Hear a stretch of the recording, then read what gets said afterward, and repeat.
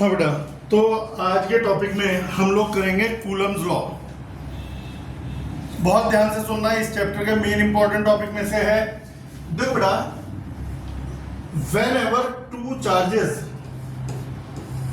are kept at some separation, यदि दो charge को कुछ डिस्टेंस पर रखते हो तो they exert a force on each other. ये फोर्स होता है directly proportional to the product of charges and inversely proportional to the square of separation. यदि आप दो चार्ज लेते हो, उन्हें r डिस्टेंस पर रख दो, तुम्हें मालूम है यदि सिमिलर चार्ज है तो रिपेल करेंगे, अपोजिट चार्ज है तो अट्रैक्ट करेंगे। तो जो फोर्स ऑफ अट्रैक्शन या फोर्स ऑफ रिपल्जन होगा वो directly proportional to the product of charges होगा और inversely proportional to the square of separation होगा। अब यदि हम इन्हें कंबाइन कर दें तो बन जाता है F proportional to Q1 Q2 upon R square. अब there should be a proportionality constant. बेटा वो प्रोपोर्शनलिटी कांस्टेंट है 1 अपॉन 4 पाई एप्सिलॉन नॉट। इसके ऊपर पूरा एक लेक्चर अलग लगेगा।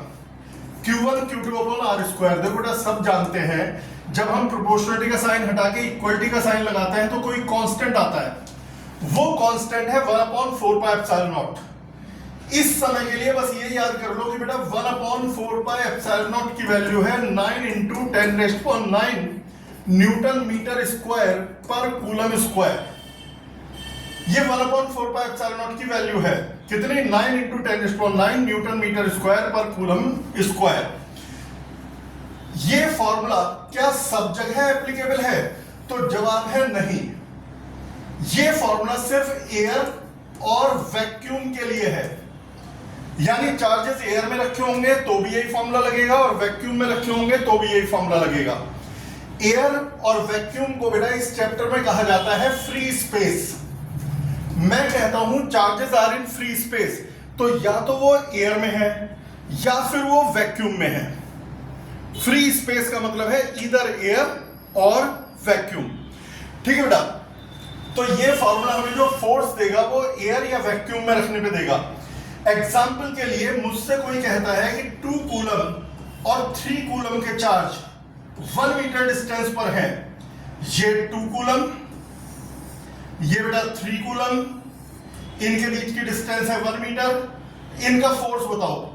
तो मैं ये यदि ये चार्ज एयर या वैक्यूम में है तो मैं सीधे यही वाला फॉर्मूला लगाऊंगा, F is equal to 1 upon 4 pi epsilon naught, जिसकी वैल्यू है बेटा 9 इंटू 10⁹ Q1 पहला चार्ज 2 कूलम, Q2 यानी दूसरा चार्ज 3 कूलम, R यानी कि इन दोनों की सेपरेशन दैट इज 1 मीटर का स्क्वायर। तो 1 अपॉन 4 पाई एप्सिलॉन नॉट हो गया 9 इंटू 10⁹, Q1 हो गया 2, Q2 हो गया 3, सेपरेशन हो गई 1। सॉल्व करके हमारे पास आ जाता है 54 इंटू 10⁹ न्यूटन।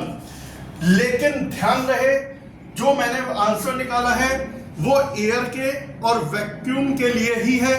चार्जेस को मीडियम में रख दें तो फोर्स बदल जाएगा। तो एक बात बता बेटा, यदि दो चार्ज आर डिस्टेंस पर रखे हुए हैं तो उनके बीच का फोर्स क्या होता है? किसके प्रोपोर्शनल होता है? Q1 Q2 inversely proportional square of separation. तो force proportional to Q1 Q2, force proportional to 1 upon R square. इन्हें मर्ज कर दो तो proportional to Q1 Q2 upon R square. अब प्रोपोर्शनलिटी कांस्टेंट मैंने बताया 1 अपॉन 4 पाई एप्सिलॉन नॉट। 4 तो 4 है, पाई तो पाई है, एप्सिलॉन नॉट एक कांस्टेंट है जिसको कहा जाता है परमिटिविटी। चल 2 मिनट इसके ऊपर बात कर लो, वैसे पूरा एक लेक्चर अलग है इसके ऊपर। मेरे बेटा, दरअसल जब ये आ चुका था कि F proportional to Q1 Q2 upon R square, हमारे साइंटिस्ट चार्जेस को R डिस्टेंस पर रख के उनके बीच का फोर्स निकाल रहे थे। उन्हें पता था कि प्रोपोर्शनलिटी का साइन हटा के इक्वल का साइन लगाऊंगा तो यहां एक कांस्टेंट आएगा। यदि आप प्रोपोर्शनलिटी का साइन हटा के इक्वल का साइन लगाएंगे तो यहां पर एक कांस्टेंट आएगा। मैं जान के 3 बार लिख रहा हूं, एक कांस्टेंट आएगा। अब वो साइंटिस्ट उस कांस्टेंट को ढूंढने में लगे हुए थे। अब यार ये कांस्टेंट जो है हर मीडियम में अलग आ रहा था। यानी वही दोनों चार्ज उतनी डिस्टेंस पर पानी में रख दो तो अलग फोर्स, अलग कांस्टेंट। वही चार्ज उतनी दूर लकड़ी में दबा दो तो अलग कांस्टेंट। वही चार्ज उतनी दूर माइका में दबा दो तो अलग कांस्टेंट। तो यानी ये एक ऐसा कांस्टेंट है जो मीडियम बदलने पे बदल जाता है। तो कई बच्चे कहेंगे सर फिर वो कांस्टेंट ही कहां हुआ जो मीडियम बदलने पे बदल जाए? क्यों? एक बात बताओ, डेंसिटी को कांस्टेंट कहते हैं। पानी की डेंसिटी 1000 किलोग्राम पर मीटर क्यूब है। चाहे आप मेरठ का पानी लो, चाहे दिल्ली का पानी लो, चाहे अमेरिका का, पानी की डेंसिटी 1000 आएगी। लेकिन यदि पानी की जगह में दूध ले लूं तो डेंसिटी बदल गई। दूध की जगह मरकरी ले लूं तो डेंसिटी बदल गई। तो ये एक ऐसा कांस्टेंट है कि यदि आप हर बार वही मीडियम लोगे तो कांस्टेंट आएगा। यदि आप एक मीडियम हटा के दूसरा मीडियम ले लोगे तो कांस्टेंट बदल जाएगा। यानी it is constant for the given medium. जब साइंटिस्ट को यह पता चल गया कि ये जो कांस्टेंट है ये हर मीडियम में अलग अलग आ रहा है, तो और गहराई से जांच करी कि कांस्टेंट कैसा है। हर कांस्टेंट में हर बार, अब पूरी डीप में तो हम नहीं जा रहे, क्या उन्होंने रिसर्च करी, कैसे उन्होंने 5-6 साल तक मेहनत करी। हर कांस्टेंट में 1/4 पाई तो हर एक में मिला। चाहे एयर में रखो, चाहे वाटर में रखो, चाहे मरकरी में, चाहे वुड में, चाहे कहीं भी रखो, 1/4 पाई सब में है। जब एयर में रखा तो इस कांस्टेंट की वैल्यू अलग आई, उसे कहा एप्सिलॉन नॉट। जब पानी में रखा तो कांस्टेंट अलग आया, उसमें कहा एप्सिलॉन डब्ल्यू। माइका में रखा तो वो कांस्टेंट अलग आया, उसे कहा एप्सिलॉन एम। यानी बेटा 1/4 पाई तो हर एक बार आएगा, बस एप्सिलॉन बदलता रहेगा। एप्सिलॉन नॉट कब लगेगा? जब चार्ज एयर या वैक्यूम में है, जिसे कह सकते हो फ्री स्पेस में है। जब चार्ज फ्री स्पेस में है तो 1/4 पाई एप्सिलॉन नॉट आएगा। तो एप्सिलॉन नॉट को कहते हैं परमिटिविटी ऑफ फ्री स्पेस। और जब भी मैं फ्री स्पेस बोलूं तो इसका मतलब है एयर या वैक्यूम। एप्सिलॉन डब्ल्यू कहलाएगा permittivity of water. Epsilon M कहलाएगा परमिटिविटी ऑफ मीडियम।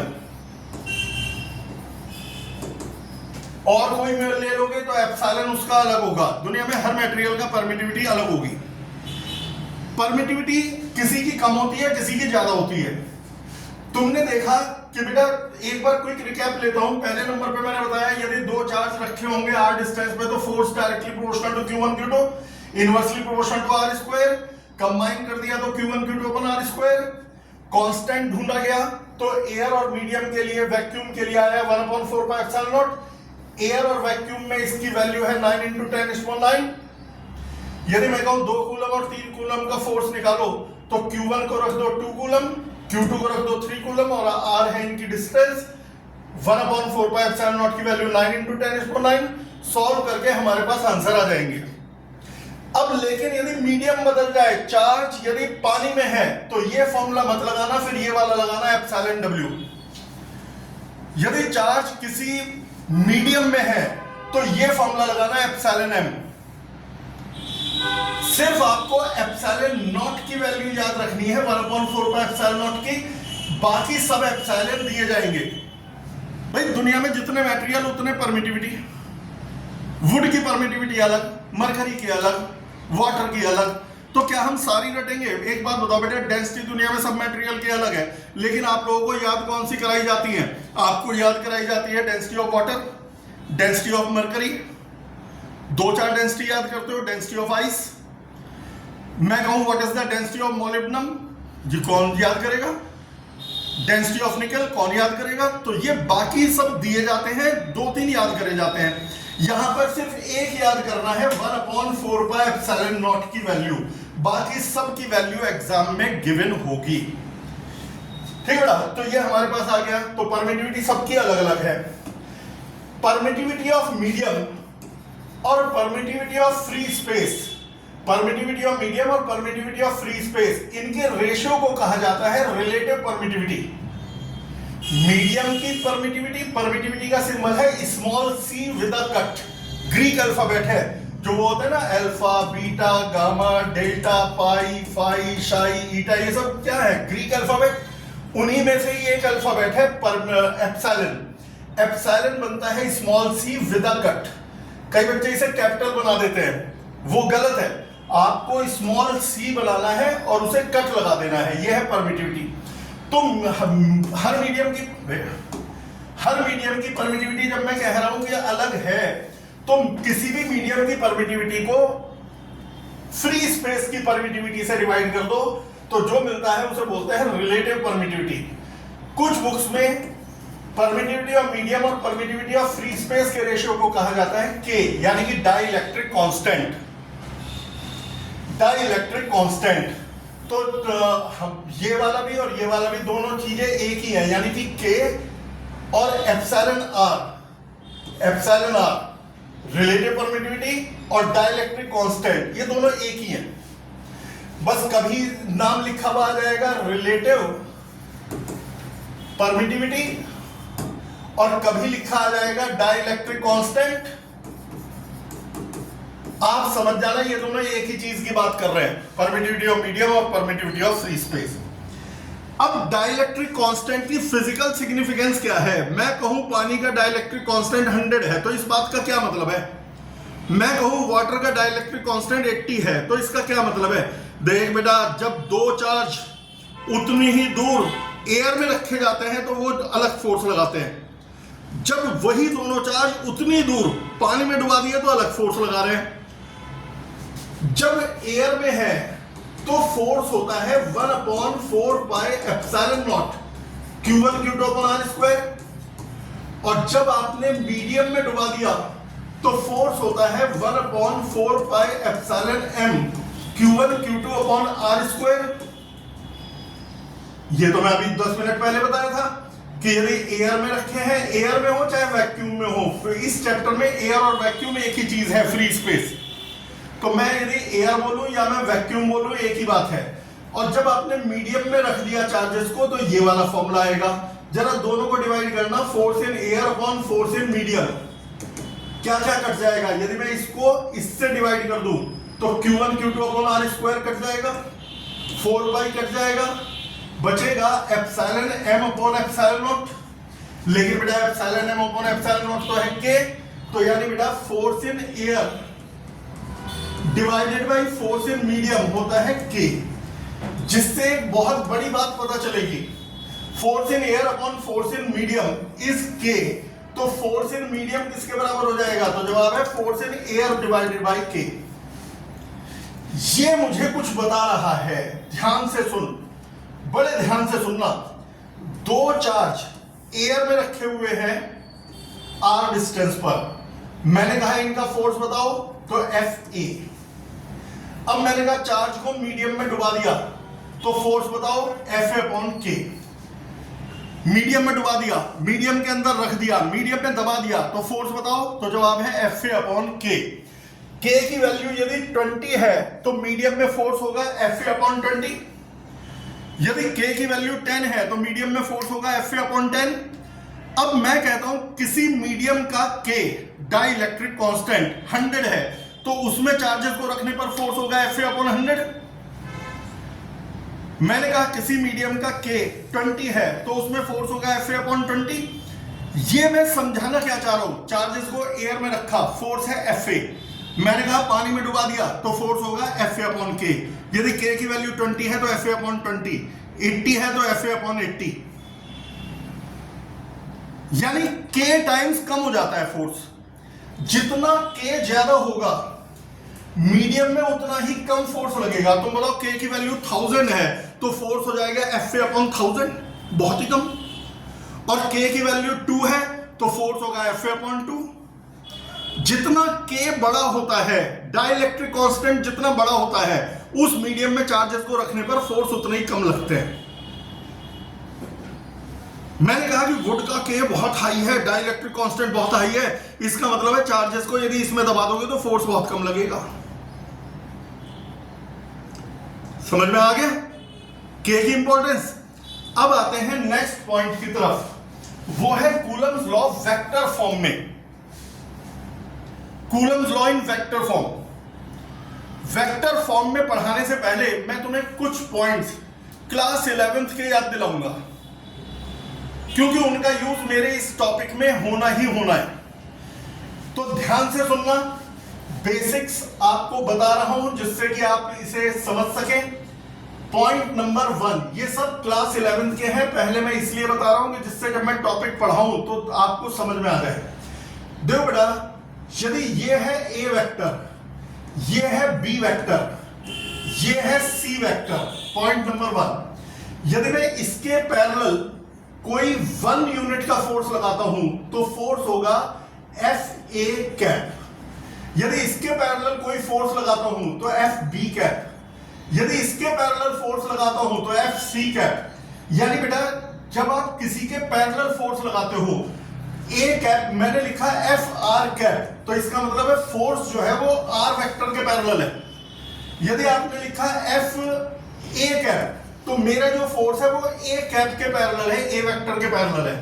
मैंने लिखा एफ सी कैप, तो मेरा जो फोर्स है वो सी वेक्टर के पैरेलल है। अब बताओ बेटा, ये हमारे पास हो गया ए वेक्टर और ये हो गया बी वेक्टर। तो यदि कोई फोर्स मैं ए वेक्टर के पैरेलल लगाऊंगा तो एफ ए कैप, और यदि फोर्स बी वेक्टर के पैरेलल लगाऊंगा तो एफ बी कैप, और यदि एक्स एक्सिस के पैरेलल लगाऊंगा तो आई कैप, वाई एक्सिस के पैरेलल लगाऊंगा जे कैप, जेड एक्सिस के पैरेलल लगाऊंगा के कैप। हमने एक्स के अलोंग वाले को एक्स कैप नहीं कहते, आई कैप बोलते हैं। वाई के अलोंग वाले को जे कैप, जेड के अलोंग वाले को के कैप, ए के अलोंग वाले में ए कैप। तो यानी मुझे ये बताता है, यदि कहीं पे लिखा मैंने फोर्स 20 आर कैप, इसका मतलब फोर्स तो 20 न्यूटन है और वो आर वेक्टर के पैरेलल है। यदि आपने लिखा फोर्स 5 ए कैप, तो इसका मतलब फोर्स तो 5 न्यूटन है लेकिन वो ए वेक्टर के पैरेलल है। तो ये बताता है मैग्नीट्यूड और ये देता है डायरेक्शन।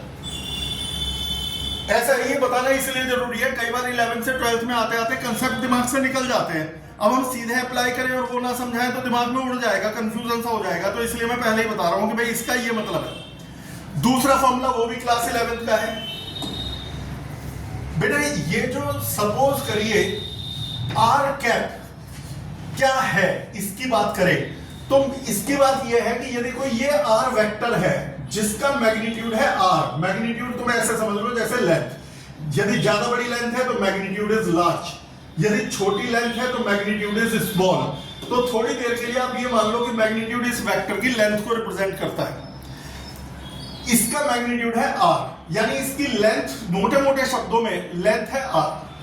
यदि मैं इसके पैरेलल ऐसा वेक्टर बनाऊं कि डायरेक्शन तो यही है लेकिन मैग्नीट्यूड उसका 1 है, लेंथ उसकी 1 है, तो वो होगा 1 आर कैप। इसके पैरेलल 2 मैग्नीट्यूड 2 आर कैप, इसके पैरेलल 3 मैग्नीट्यूड 3 आर कैप, इसके पैरेलल 5 मैग्नीट्यूड 5 आर कैप, और इसके पैरेलल। अच्छा अब बताओ, यदि आर वेक्टर है और उसका मैग्नीट्यूड है आर, बड़े ध्यान से सुनना, खुद बताओ, यदि इसके पैरेलल 1 मैग्नीट्यूड, जल्दी जल्दी बताना, तो 1 आर कैप, इसके पैरेलल 2 मैग्नीट्यूड, इसके पैरेलल आर मैग्नीट्यूड। अब यदि मैं इसके पैरेलल आर मैग्नीट्यूड बना दूं तो वो होगा आर आर कैप, लेकिन ये आर आर कैप तो आर वेक्टर के ही बराबर हो गया। तुम बताओ आर वेक्टर का मैग्नीट्यूड क्या था आर, आर आर कैप का मैग्नीट्यूड क्या है आर, और डायरेक्शन भी एक ही है, तो मैग्नीट्यूड भी सेम है, डायरेक्शन भी सेम है, तो दीज आर इक्वल। तो याद रखिएगा R R cap is equal to होता है आर, यानी कि आर कैप जो होता है वो R vector divided by R होता है। 11th में जरूर आपने काइनेमेटिक्स में इसके क्वेश्चंस करे होंगे कि A cap is equal to A vector upon A, B cap is equal to B vector upon B, कहीं दिमाग के कोने में लिखा हुआ तो होगा। R cap is equal to R vector upon R. सिर्फ मैं वही पॉइंट बता रहा हूं जो हमारे आज के डेरिवेशन में यूज होंगे, जो डेरिवेशन में यूज नहीं होंगे मैं उस पर अभी नहीं बात कर रहा। तो ये आ गया हमारे पास R cap is equal to R vector upon R. तीसरा पॉइंट और क्या जरूरत पड़ेगी बेटा, जो ये आर वेक्टर है इसके मैग्नीट्यूड को आर कहते हैं। दरअसल जो ये आर है ये है magnitude of R vector. R कह देते हैं लेकिन लिखना ऐसे चाहिए, इस दो लाइन को मैग्नीट्यूड बोला जाता है, ना कि मॉडुलस। मैथ्स में ये मॉडुलस है, फिजिक्स में ये मैग्नीट्यूड है। तो यदि मैं कहूं आर क्या है, magnitude of R vector. A क्या है, magnitude of A vector. B क्या है, मैग्नीट्यूड ऑफ बी वेक्टर। तो ये मैग्नीट्यूड्स हैं, उसकी लेंथ है। तो R is magnitude of R vector. और अब आखिरी पॉइंट जो मुझे बताना रह गया, जिसके बाद डेरिवेशन शुरू हो जाएगा। मेरे बेटा यदि ये है ए वेक्टर, ये है बी वेक्टर, गौर से सुनना, ये है ए वेक्टर, ये है बी वेक्टर, ये भी क्लास 11th का है। मैं इन्हें जोड़ते हुए एक लाइन बना दूं, वेक्टर बना दूं, तो ये वेक्टर होता है बी वेक्टर माइनस ए वेक्टर। इसका हेड किस पर है, बी पर, तो बी वेक्टर माइनस ए वेक्टर। और यदि मैं इधर बना दूं तो इसका हेड किस पर है, ए पर, तो ये होता है A vector minus B vector. कई बच्चे कहेंगे ये नहीं समझ में आया, आप बताओ ये दोबारा से ये कैसे हुआ।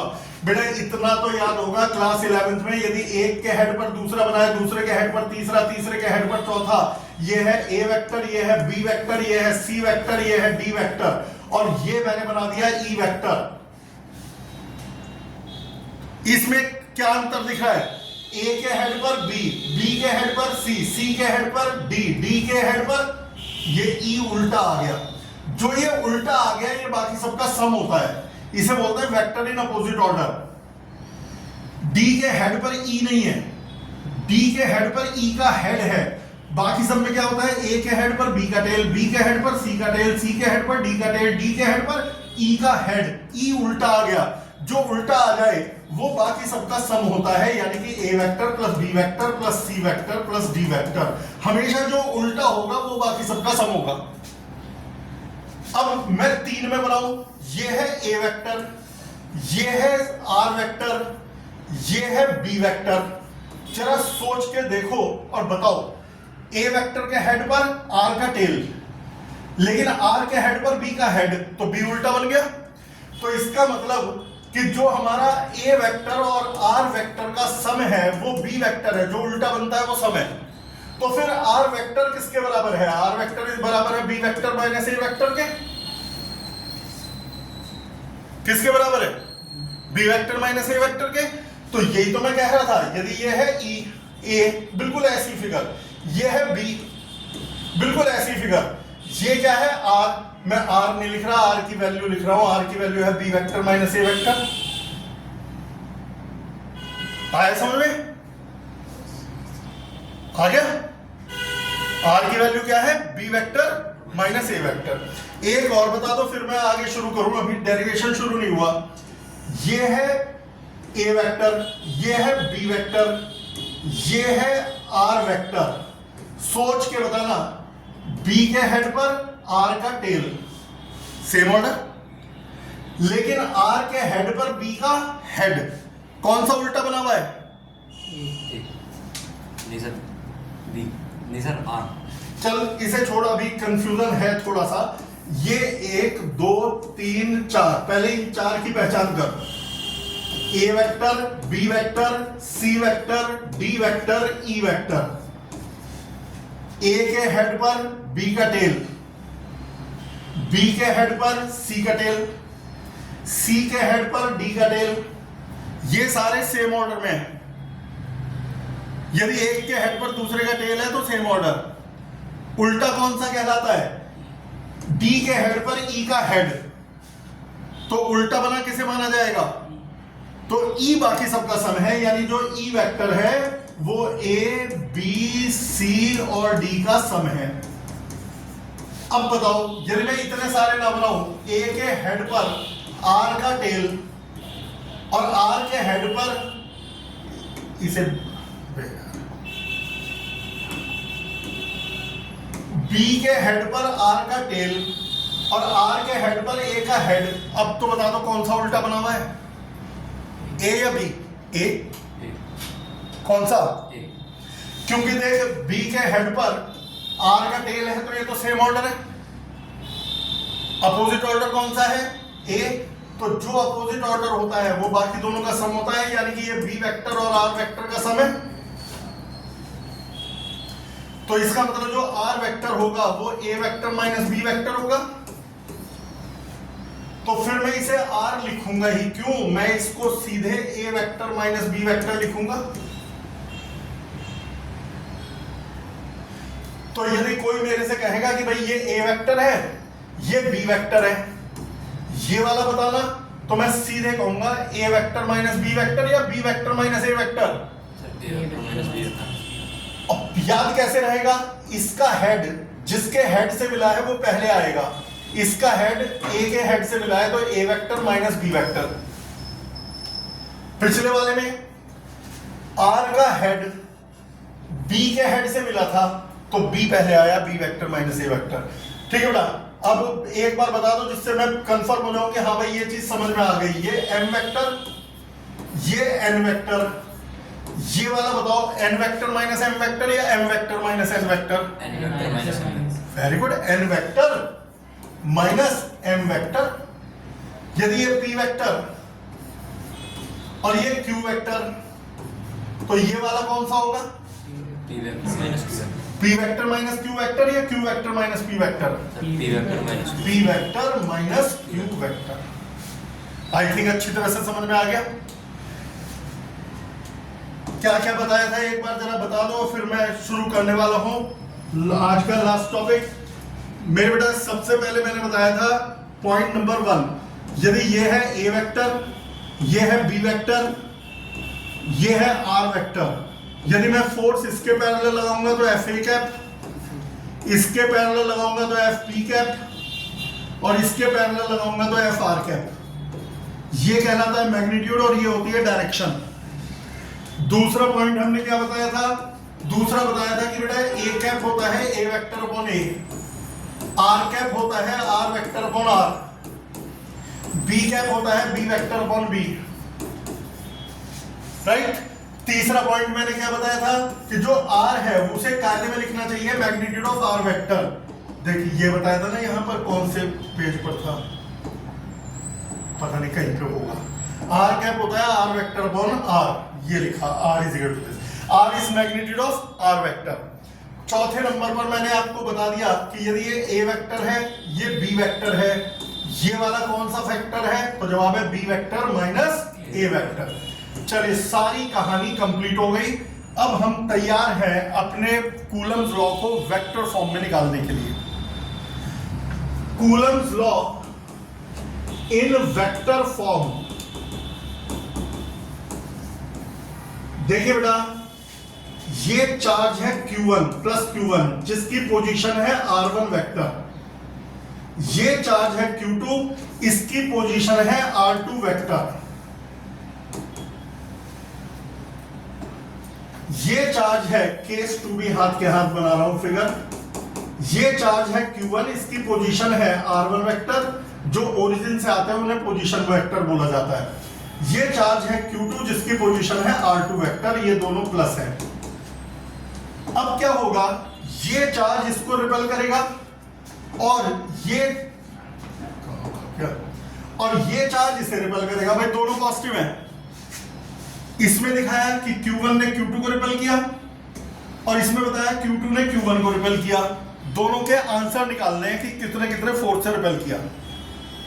बिल्कुल पिन ड्रॉप साइलेंस रख के ध्यान से समझो, लास्ट टॉपिक चल रहा है। पहले ये फोर्स लगाना है, निकालना है।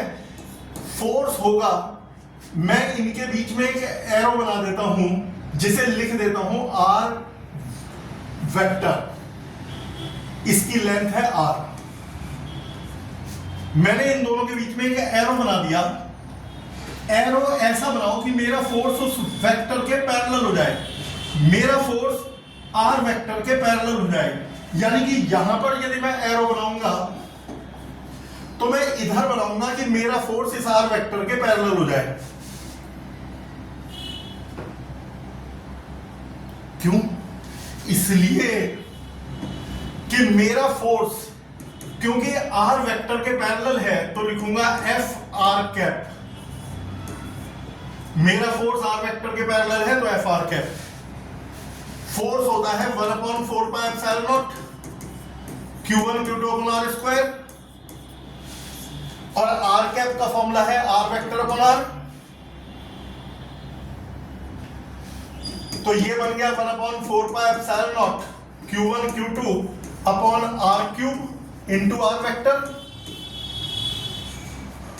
1/4 pi epsilon naught Q1 Q2 R को खुद मैग्नीट्यूड ऑफ R वेक्टर लिख सकते हैं, अभी तो मैंने मिटाया भी नहीं। R is magnitude of R vector, तो यदि R is magnitude of R vector तो R cube is magnitude of R vector का क्यूब।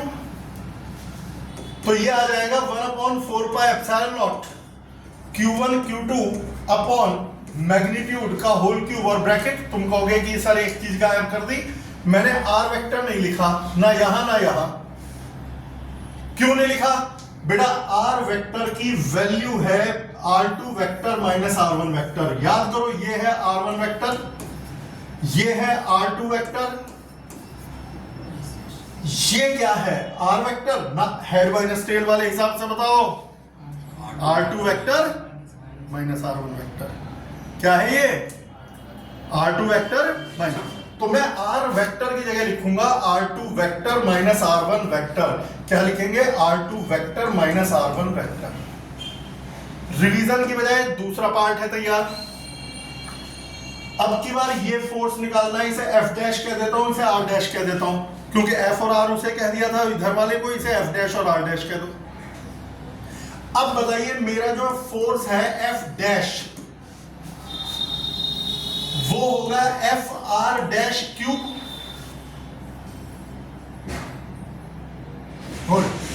कैप क्यूब नहीं, कैप बोल, कैप क्यूब रहा हूं। जैसे F R कैप था, ये F R dash cap. Force है 1/4 pi epsilon naught Q1 Q2 upon R square, और R कैप होता है R dash vector upon R। R cap is equal to R vector upon R, R dash cap is equal to R dash vector upon R। तुम कहोगे R पिछले में और इसमें same है। पहले R क्या था? इसका मैग्नीट्यूड यानी कि लेंथ, और R डैश का मैग्नीट्यूड कितना है यानी इसकी लेंथ, दोनों की लेंथ तो बराबर ही है, तो इसलिए डिनोमिनेटर में R ही आएगा। R क्या है? मैग्नीट्यूड। ये वीडियो में ग्रुप पे डाल दूंगा, एक बार घर पे और देख लेना। तो ये हमारे पास आ गया। अब अगला step 1/4 pi epsilon naught Q1 Q2 upon R cube R dash vector 1/4 pi epsilon naught Q1 Q2 cube R dash vector. R की जगह magnitude of R dash vector लिख दो, क्योंकि R जो है वो R डैश वेक्टर की length या उसका मैग्नीट्यूड है। और आखिरी स्टेप ये है बेटा R1 वेक्टर, ये है R2 वेक्टर, और ये है R डैश वेक्टर। तो हेड माइनस टेल वाले के हिसाब से R डैश वेक्टर किसके बराबर है? R2 vector minus R1 vector या R1 vector minus R2 vector? R1 vector minus R2। तो यहां पर R डैश जगह का मैं यही मिटा करके लिख रहा हूं। R डैश वेक्टर की जगह R1 vector minus R2 vector, R1 vector minus R2 vector. आपने ध्यान क्या दिया? जब मेरे को ये फोर्स निकालना था तो R मैंने इस डायरेक्शन में बनाया, जब मुझे ये वाला फोर्स निकालना था, जब ये वाला फोर्स निकालना था तो R उस डायरेक्शन में बताया। अच्छा दोनों प्लस है, ये इसे धक्का दे रहा है, वो इसे धक्का दे रहा है, दोनों के आंसर अलग आए। एक का आंसर में आया है R1 माइनस R2 और दूसरे में आया है R2 माइनस R1। अच्छा तब क्या होगा? अब की बार आप हेल्प करोगे सारी। यदि एक चार्ज प्लस और एक चार्ज माइनस हो, मान लो ये प्लस Q1 है और ये माइनस Q2 है, ये R1 वेक्टर पे रखा हुआ है और ये R2 वेक्टर पे रखा हुआ है। प्लस और माइनस अट्रैक्ट करेंगे,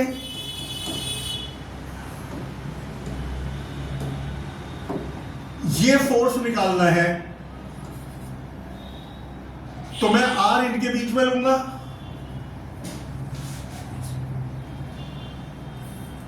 अब अट्रैक्शन वाला फोर्स हो गया ना प्लस और माइनस में, या रिपल्जन वाला होगा? अच्छा दोबारा फिगर बना दो,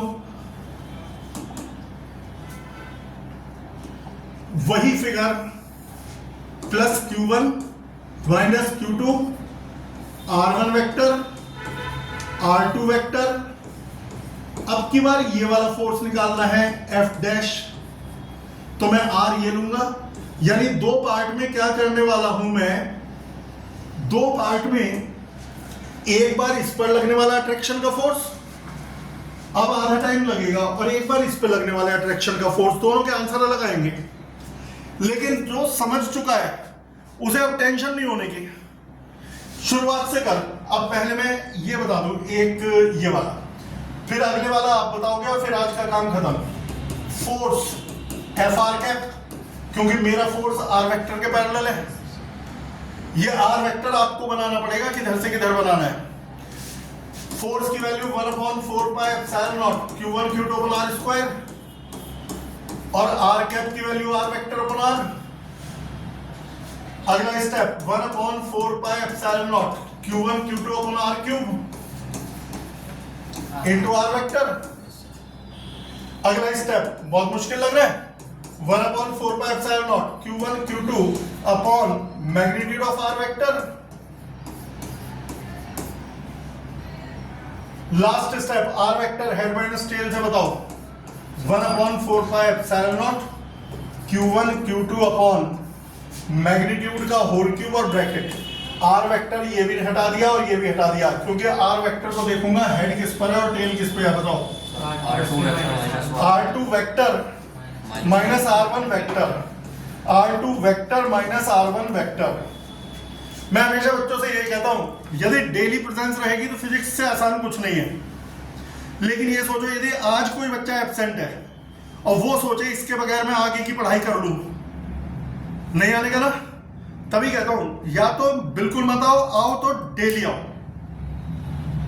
कभी आओ कभी ना आओ में फिजिक्स का कूड़ा कर रहा है और कुछ नहीं करना, और फिर बाद में घबराते फिरते हैं फिजिक्स तो बहुत मुश्किल है, होता है ना यार, ये तो बड़ी डिफिकल्ट है। कुछ भी डिफिकल्ट नहीं है, रेगुलरिटी चाहिए।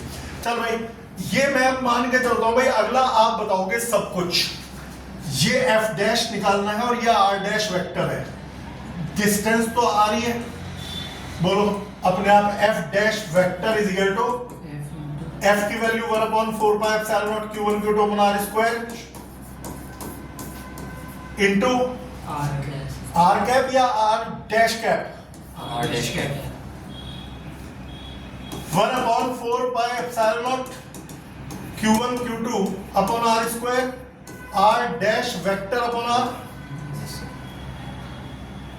नीचे R लिखो या R डैश? अरे भैया, जो इसका मैग्नीट्यूड था R, वही इसका मैग्नीट्यूड है R, लंबाई तो दोनों की बराबर है, तो R डैश की भी मैग्नीट्यूड वही है, R की भी। अगला स्टेप क्या लिखूं बेटा, 1/4 pi epsilon naught Q1 Q2 R dash vector divided by R cube. अगला step 1/4 pi epsilon naught Q1 Q2 magnitude of R vector का whole cube into R dash vector, R dash vector.